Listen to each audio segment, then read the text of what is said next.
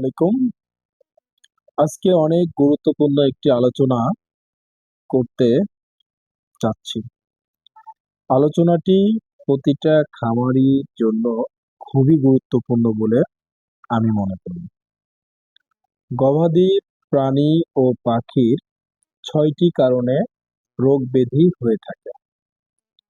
Biological কারণ, physical কারণ, রাসায়নিক পদার্থের কারণ, বিপাকীয় অপুষ্টিজনিত কারণ, রোগ প্রতিরোধে গোলযোগ এবং জন্মগত ও বংশগতভাবে হয়ে থাকে। বায়োলজিক্যাল কারণ কোনগুলো?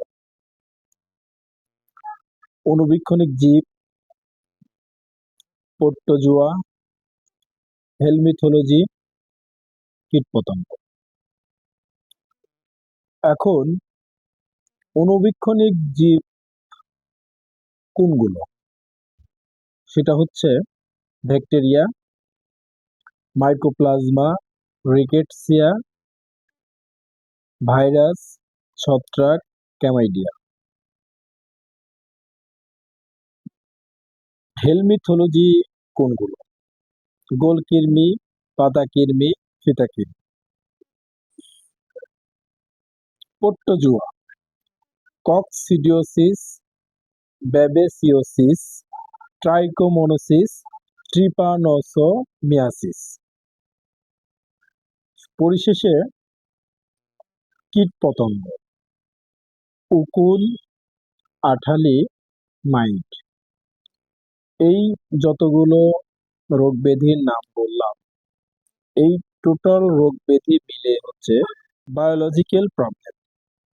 এই প্রবলেমগুলো সম্পর্কে আমরা যদি অবগত থাকতে পারি, তাহলে আমাদের খামার পরিচালনা করাটা অনেকটাই ইজি হয়ে যায়।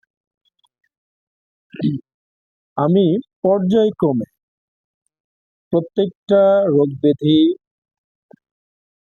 নাম,